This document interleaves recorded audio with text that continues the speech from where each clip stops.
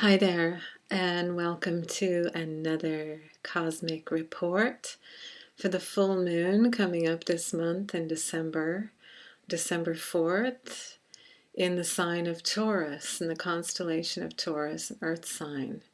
So welcome to all the cosmic mystics and Zen lunatics and fellow travelers out there. This is Manda O'Brien giving you a little bit of cosmic gossip for the first couple of weeks of December. So as we approach this full moon, we're coming off a new moon, which was the beginning of this lunar cycle, and that new moon was in Libra. So it takes 2 weeks to go from the new moon to the full moon, the 2 quarters of the lunar cycle. And in the last couple of weeks, you may have noticed a lot of energy moving around in regards to relationships and relating with others.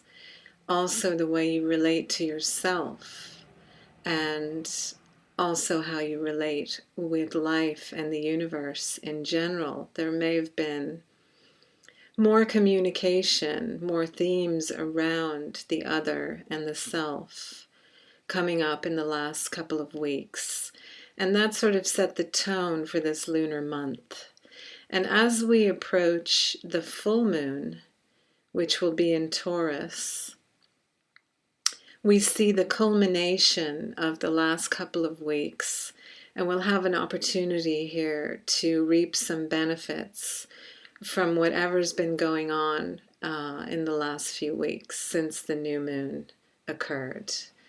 So this new moon in Taurus is opposite the sun, or this full moon, sorry.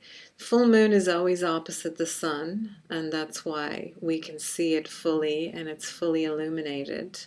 So it's going to be shedding light in the area of what we love, what we value, and also just shedding light on our values, which may be shifting and changing during the last couple of weeks as we were working through maybe some issues regarding the other and the self and that polarity. So as this new moon culminates on December 4th, it'll be around 3:14 Pacific time in the afternoon. So that's going to be around 6:14 on the East Coast, and around 10 p.m. or so in Western Europe. So you'll be able to see it tonight, on that night, on December 4th, and go outside and take a look at it if the weather is good and there's not too many clouds. But my favorite lunar cycles when I go out and observe the sky are always when there's a few clouds floating around the moon and creating sort of a mystical vibe. But this moon in Taurus is giving us an opportunity. It's shedding light on our values.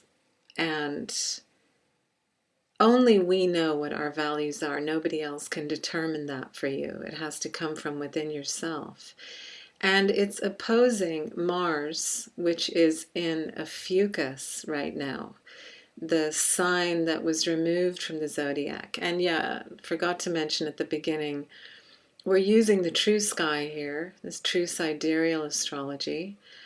Tropical and modern astrology and Vedic astrology are man-made systems, and any charts created with them do not reflect the natural skies, so therefore they are dislocated from nature.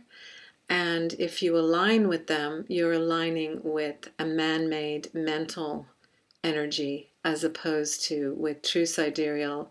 This is the way ancient astrology was practiced. It's the new old astrology. So we have Mars there in a very spiritual, the most cosmic area of the sky, at the galactic center in the constellation of Ophiuchus. And we have Venus in Scorpio, And these are both making oppositions to the full moon, which means that there's a dynamic flow of energy between them. They're connected. We're working with the polarity of the Taurus, earth, the body, our physical possessions, what we love and value, our relationships, over to Scorpio, the depth, the feeling, the emotional nature, and our connection with the cosmos, with Mars there in Ophiuchus. Very powerful place for Mars to be. And we may find that our outmoving energy, our yang energy, is more mysterious at this time. It may not be quite so active in the physical sense. It may be more active internally. And this will, of course, depend on your chart and where these positions are activated in your specific chart. You can always go down below in the comments and click the link to the chart calculator on my website and put in your birth information and see where this Taurus Scorpio axis, which houses they occupy in your chart, and that'll give you a more specific insight into where these energies are really playing out in your particular world. But in general, this is still having the theme of the male and the female, Mars being in Ophiuchus and Venus being in Scorpio, opposite to this full moon. So there's still themes of relating going on here, and relating in a very authentic and mystical way, and maybe opportunities to bring in, with Venus there in Scorpio, a deeper level of love, a deeper level of appreciation for yourself and for what's happening in your world and your connection to other people. We've had an opposition going on with Uranus in Taurus, and he's retrograde at the moment, and Mercury in Libra. So this opposition has been going on for a while, and Mercury at the end of November is going direct, depending on when you're listening to this. So Mercury will be direct when this full moon occurs, and with an opposition to Uranus, there can be a lot of energy around communication, and it can be sometimes sporadic, or maybe a better word for that is surprising, sudden. So it's good to take your time with your communication, with all this deep energy, with Venus in Scorpio, Mars in Ophiuchus, the Sun in Scorpio, to take your time with your communication. With Mercury being in Libra, the energy will naturally be quite diplomatic, and the intention of Mercury in Libra would be to find harmony in communication and to see both sides.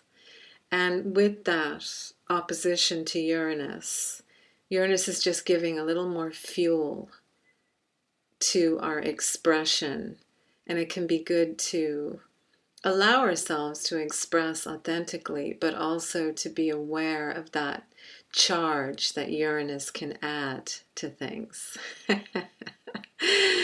So along with that, we have Jupiter in Gemini, in the latter degrees of Gemini, also retrograde, and still bringing in new information, new inner expansion, and being able to see mental patterns, patterns in relating, and maybe patterns that we've taken on that are not our own, and giving us the ability to bring in new perspectives in regards to our own spiritual connection and also just in our relationship with life itself, expanding that experience, bringing in new options, new perspectives, and possibly new people also.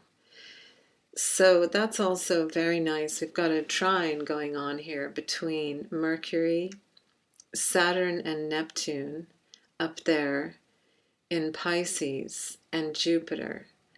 And this is a very nice flow of energy around grounding our spiritual realization, grounding our soul in the world, and finding ways to move with that energy. We also have a lot, and you can see all these blue lines. These are all, you could say, positive flows of energy that are going on in this chart. And there's a lot. We've also got a trine from Pluto up there in Capricorn to Uranus in Taurus, two earth signs working together to really get to the bottom of what might be holding us back, or what might be operating in the unconscious that's causing patterns to continue that we don't enjoy, that are no longer serving us. So Pluto is really bringing in support there to have these sudden realizations, Uranus, these sudden insights into the depths of our soul and into the depths of reality. And this Saturn-Neptune conjunction will be getting closer now as Saturn moved direct in Pisces at the end of November. And he moves faster than Neptune. Neptune's very slow. So he's going to catch up to Neptune in February of 2026. So between now and then, we're entering back into that window of the dance between Saturn and Neptune, all around this subject of spiritual maturity and really owning our uniqueness and our soul and bringing it into the world in a new way, in a deeper way. And that's going to be continuing now until the end of February. It'll be exact in the middle of February. That'll be when the influence is the strongest. But we're still working with this process, with this deepening of our soul in the world and creating new structures, new foundations. And this is where Jupiter can be very helpful, bringing in new perspectives and information and giving us an opportunity to sort of clear out some patterns, some ideas, some beliefs that may not be valid for us anymore. And we have the North Node up there in Aquarius still, and bringing us into the bigger picture, giving us the bird's eye view of not only our lives, but reality itself, coming from that South Node down there in Leo. Just that axis is continuing now for most of 2026, I believe. I haven't looked at the dates, but just this continuing process of moving beyond what we've experienced in the past in terms of the Leo energy, our creativity, our love relationships, our dynamics with our children, and with our own inner child. So this is getting transformed through this polarity of Aquarius and Leo. And with the Aquarius on the North Node, this is where we're heading. We're heading into a bigger view, not only of ourselves, but of the world and our place in it and our contribution and our unique perspective. So that's pretty much the gist of this full moon. I would say the essential quality that it's bringing through is this grounding of our male and female energy internally, the grounding of a new synthesis internally, where, and also externally with other people, where we're starting a new cycle. And this new cycle is bringing in more clarity around our values, our unique values, and what needs to be let go of, and what's ready to dissolve, and the new energy that's coming in to, as Mars moves through Ophiuchus, I feel we're going to have a lot of deep insights in terms of our action energy and finding ways to work with our assertive energy, because Mars can be aggressive if you're not aware, if you're not staying aware of how the energy is moving. Not so much in Ophiuchus, but in general, Mars has more of an aggressive energy. And really, that there's nothing wrong with that. That's just natural. But we can transform that into assertive energy, where we're centered when we're expressing it and not reacting, we're responding. And the opportunity here, with it being in Ophiuchus, is to have a very deep response to what's going on, and especially in relation to what we love and value, and in relation to our relationships, our important relationships in our life. So thank you for joining me. I hope this has been helpful, insightful, the cosmic energies of the current lunar cycle. And as we move beyond the full moon, which the energy culminates for a few days before and after, we'll be heading towards the third and fourth quarter. And the third quarter, right after this full moon, is usually when we have more energy and we can get a lot more done. It can be a very action-oriented phase of the lunar cycle. And then as we move into the following week, heading towards the new moon, that's the lowest cycle, energy cycle, because that's when the light is the dimmest from the moon. And that can be a great time heading into before the winter solstice to just slow down and take more time to rest and recharge, approaching the new moon that we have coming up. I think it's around the 19th or so of December. So that's it for now. Wishing everyone well. Thanks again, and I look forward to bringing you the next chapter in this lunar month.